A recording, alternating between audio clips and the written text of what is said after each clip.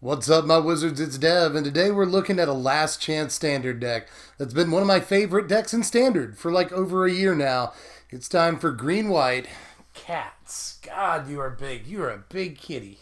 Seriously, look, I don't even know if I can get all of them in frame. Like this, you are just one monster catfish, dude. You know, it really is a tragedy that we only get to play this deck for a little while longer, because it just got a bunch of stuff in Core Set 2019. At least like 4 pieces for this deck came from that set. And one of the newest cats on the block is Leona in Vanguard. This thing is actually way better than I thought. A lot of us underestimated this at first.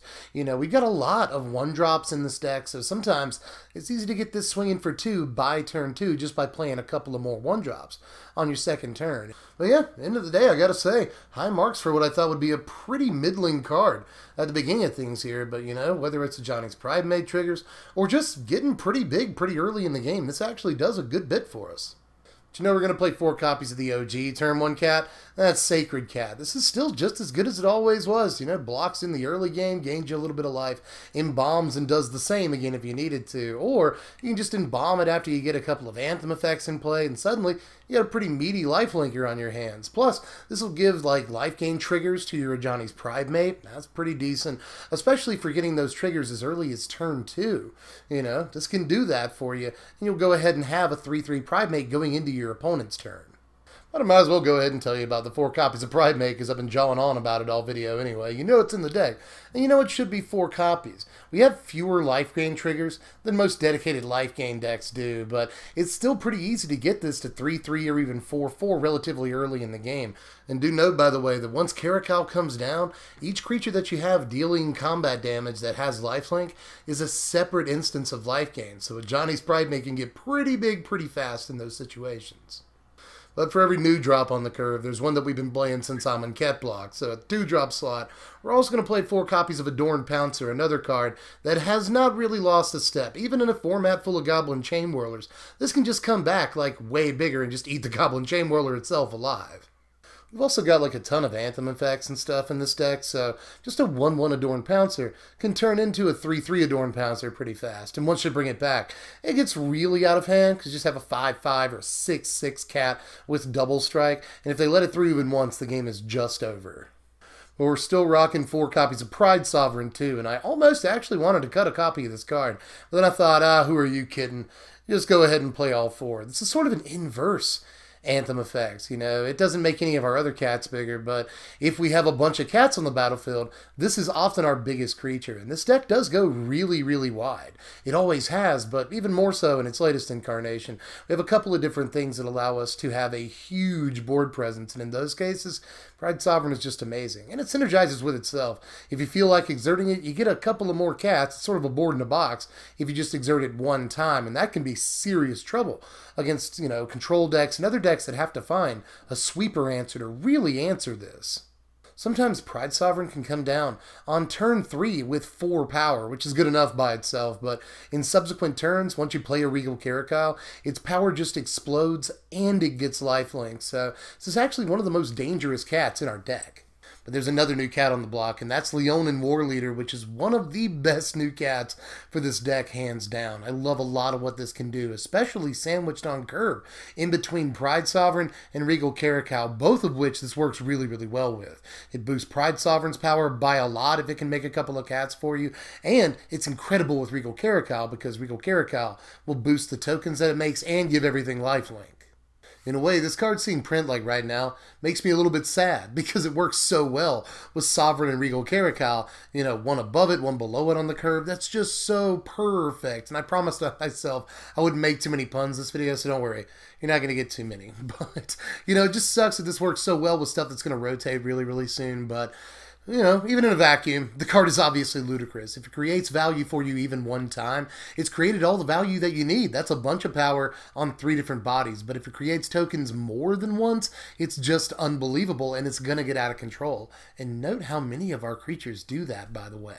You know, Johnny's Pride Mate gets a couple of counters on it. It has to be dealt with. Pride Sovereign, if you got a couple of other cats out, it's huge, and it needs to be dealt with. If this is swinging in and getting value for you, it must be dealt with, or your opponent's just not going to be able to win the game out from under the mountain of creatures this is creating for you. The mountain of creatures this is creating for you. That's not going to be the last joke, but again, I'm trying to restrain myself here. But in any case, I think this card is just unbelievable, even without support on the curve above it or below it. But another creature we're playing that our opponent absolutely has to deal with, sometimes the turn we play it, or they're in a lot of trouble. And by the way, it's another creature I've been talking about all video, is Regal Caracalla. A full playset of this because it's everything. It's an Anthem effect, it's a token generator, all in one, and it gives all of our cats lifelink, which is just stupid. It gives us a bunch of triggers really fast on a Johnny's Pridemate, getting it big in a hurry. It works just as well as it always has with Pride Sovereign. You know, this gives Pride Sovereign +4/+4 in lifelink immediately when it enters the battlefield. That's always been crazy, and that has not changed.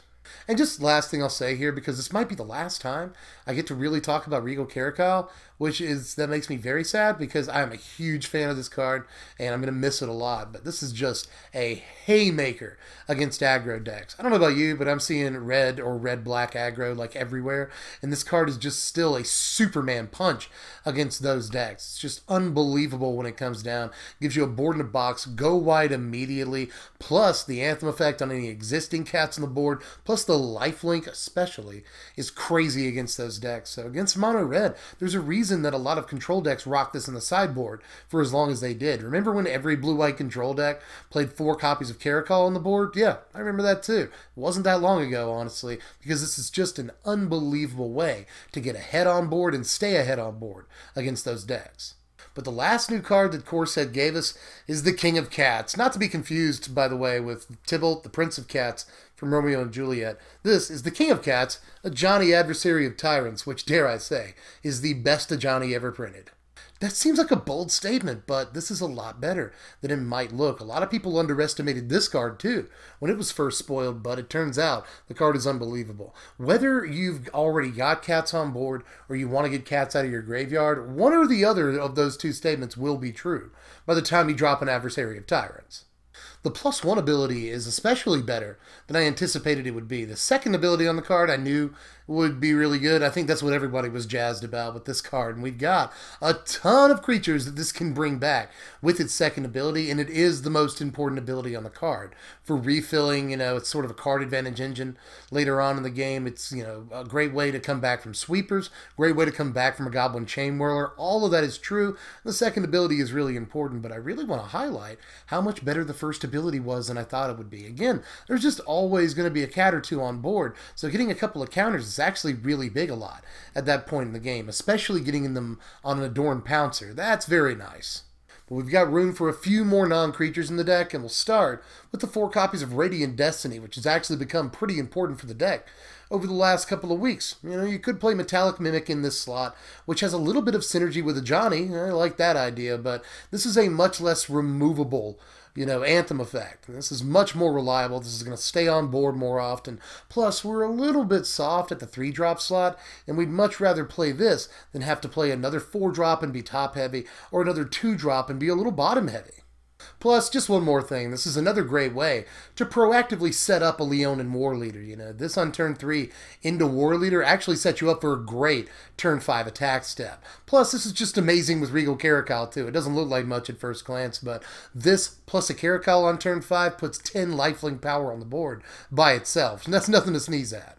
And we'll finish off the main here with just a couple of copies of Thopter Arrest. And I'm tempted to make this Cast Out because I want an instant speed answer. And Cast Out can cycle, which is not insignificant, but the prevailing wisdom is to put a couple of copies of Thopter Arrest in this slot, mostly to jump on top of Heart of Kiran as quickly as possible, because that's a card we lose to. We don't have hardly any removal in the deck, and we have 0 flying, in case you didn't notice. So a card like Heart of Kiran, especially an early Heart of Kiran, can spell doom. This is going to be pretty tough to race that. But, this will help us get on top of that as early as turn 3, and that's nice. But it's also handy against Hazarets, Rekindling Phoenixes, Glory Bringers, Scarab Gods, all kinds of nastiness we might have to deal with. And, again, we're thin at the 3-drop slot, so this helps shore that up a little bit too. And here are the lands, right here. Pretty simple. We play Shefet Dunes and Scattered Groves while we still can, obviously. I think that's a must. Shefet Dunes is especially great on top of all the other Anthem effects and how wide the deck goes. Shefet Dunes is just Incredible Lance, we'll play that, but we won't play too many Chef-Ed tunes, because we want to be able to make sure Sun Petal Grove comes into play untapped on turn 2. That is very important for this deck's function, so I don't want to play too many non-basics.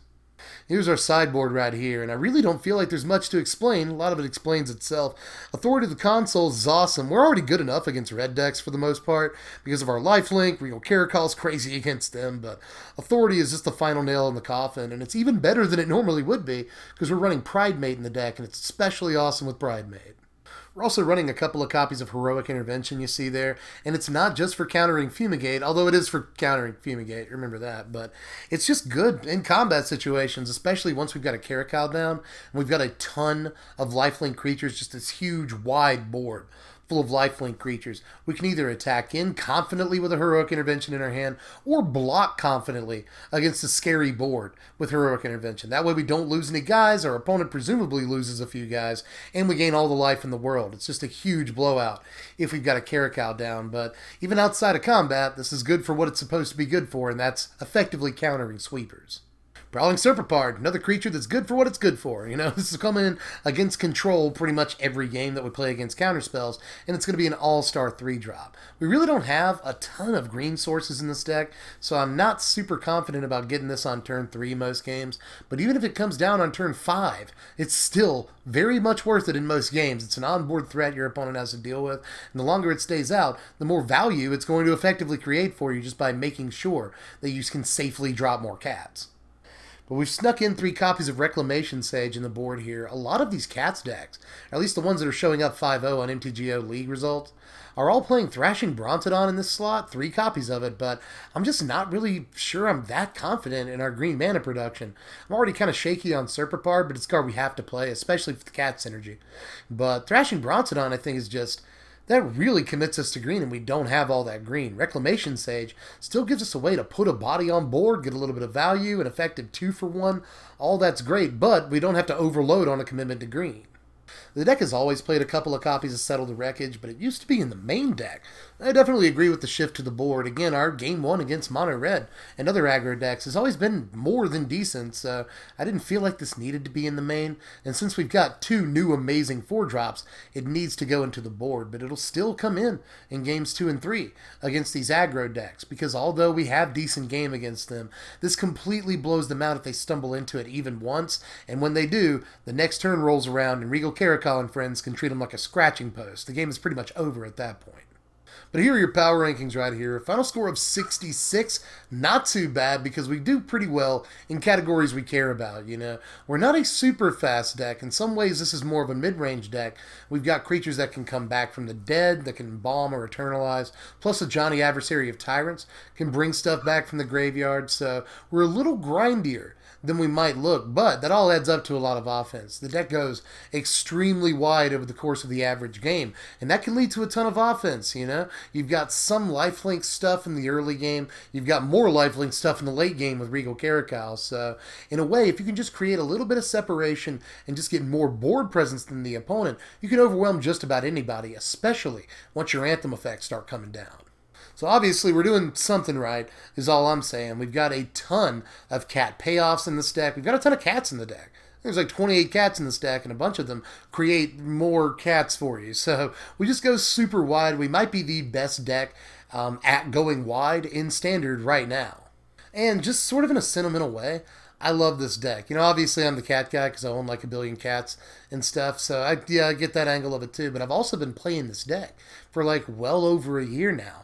A lot of decks I play, I test, and then I don't really do much with after I actually upload the video to YouTube. But I have been playing a version of this deck for well over a year, and it might be the deck that I end up missing like the most when the format rotates. So we'll play it while we can because it's in the shape of its life. Seriously, this is the best the deck has ever been, and if you're ever going to play cats, now is the time because it's got all of its best pieces available to it.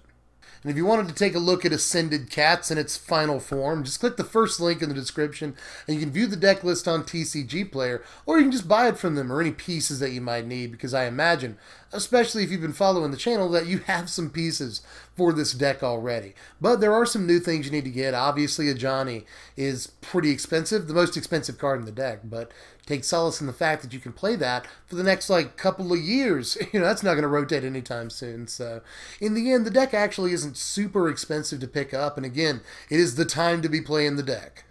But anyway, and hello, by the way, I figured I'd zoom it in for the last little bit here. So I got sick of being so far away. So now you guys can appreciate the full figures of my face and all the full features of my face. My face is full figured, by the way. But the full features of mine and Ziggy's face. If he turned around for the camera, but he's looking at his papa.